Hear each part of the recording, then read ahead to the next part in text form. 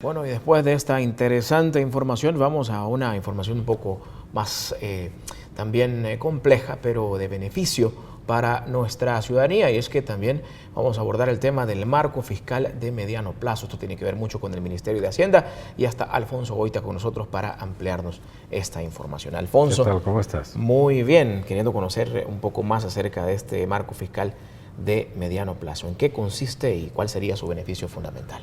Bueno, realmente el Ministerio de Hacienda ha hecho un excelente trabajo en este campo.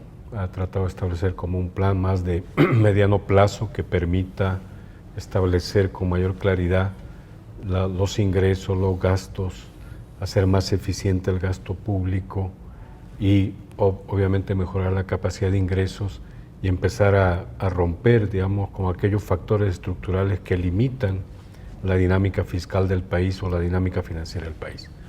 En esa perspectiva han presentado este marco fiscal de mediano plazo que a su vez tiene varios componentes en el marco del gasto público, de ingresos, de endeudamiento, de deuda pública, donde han tratado de ir descifrando aspectos que permitan tener esa visión de mediano plazo para decisiones estratégicas. O sea, con una perspectiva de ese tipo, se puede establecer más claramente cuáles son las apuestas que el gobierno debe hacer, en qué áreas, bajo qué condiciones, qué cantidad de recursos, etc. Entonces es un marco importantísimo para las posibilidades de implementar más efectivamente el Plan Quinquenal de Desarrollo, por ejemplo. En ese sentido, ellos se han planteado, por ejemplo, que en el marco del gasto público, obviamente hay que ser mucho más eficiente y eficaz con el gasto. Hay que reducir en aquellas áreas que no tienen impacto social y económico productivo, o sea, ese gasto que no es significativamente Claro. y por tanto hay que empezar a reducir. Pero sí apoyar, digamos, programas y proyectos que sí sirvan a la población en la generación de empleo, en infraestructura básica o infraestructura para el país, para el desarrollo económico y para impulsar, digamos, otras actividades económicas. Prácticamente focalizarlo. Exactamente, o sea, hay que focalizar bien, hacer más eficiente ese uso de esos recursos que tiene el Estado. Pero a su vez también está planteándose el criterio de incrementar la inversión pública, de mejorar obviamente la recaudación de ingresos, y en este caso de impuestos, a través de un mayor control del tema de la evasión y la elusión fiscal, un mejor aprovechamiento de la deuda pública, en este caso del endeudamiento, que precisamente vaya a actividades productivas que tengan impacto clave para dinamizar esta economía, porque se está previendo un crecimiento entre 2.8 a 3% en los próximos años. Entonces, eso significa que tenemos que desarrollar mucho más actividad y hay que buscar más ingresos para el Estado para que pueda apostar a aquellos ejes estratégicos para el desarrollo del país.